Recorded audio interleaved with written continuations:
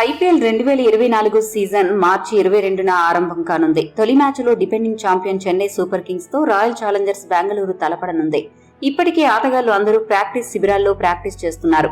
ఈ సీజన్ కోసం కొన్ని జట్లు కీలక మార్పులు చేశాయి. గతేడాది జరిగిన వేలంలో ఆస్ట్రేలియా ఫాస్ట్ బౌలర్లు మిచెల్ స్టార్క్ ను కోల్కతా నైట్ రైడర్స్ ఏకంగా 24.75 కోట్లకు, ప్యాట్ కమిన్స్ ను సన్ రైజర్స్ హైదరాబాద్ 20.50 కోట్లకు కొనుగోలు చేశాయి. ఐపీఎల్ చరిత్రలో ఆటగాళ్లు 20 కోట్ల రూపాయల కంటే ఎక్కువ ధర పలకడం ఇదే తొలిసారి. ఈ నేపథ్యంలో భారత మాజీ క్రికెటర్ రాబిన్ తప్ప ఐపీఎల్ లో భారీ ధరల గురించి మాట్లాడాడు.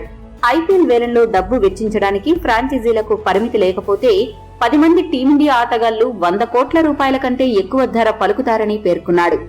ఊతప్ప ఏమన్నాడంటే, ప్రస్తుతమున్న నిబంధనల ప్రకారం ఒక్కో ఫ్రాంచైజీ 100 కోట్ల రూపాయలు ఖర్చు పెట్టడానికి వీలుంది. ఒకవేళ బహిరంగ వేలం ఉండి ఫ్రాంచైజీలు ఖర్చు పెట్టడానికి పరిమితి లేనట్లయితే కొంతమంది టీమిండియా ఆటగాళ్లు భారీ ధర పలుకుతారు. 1000 కోట్ల రూపాయలు లేదా 500 కోట్ల రూపాయలు అని లిమిట్ ఉంటే 10 మంది భారత ప్లేయర్లు 100 కోట్ల రూపాయల కంటే ఎక్కువ ధరకు అమ్ముడవుతారు.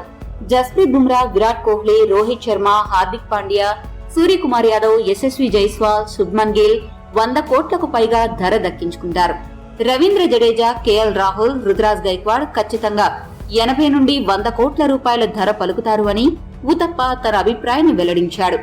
ఊతప్ప చేసిన వ్యాఖ్యలపై మీ అభిప్రాయాన్ని తెలియజేయండి. నిజంగానే ఫ్రాంచైజీలు 100 కోట్లు పెడతాయా? మీ అభిప్రాయాన్ని కామెంట్ చేయండి.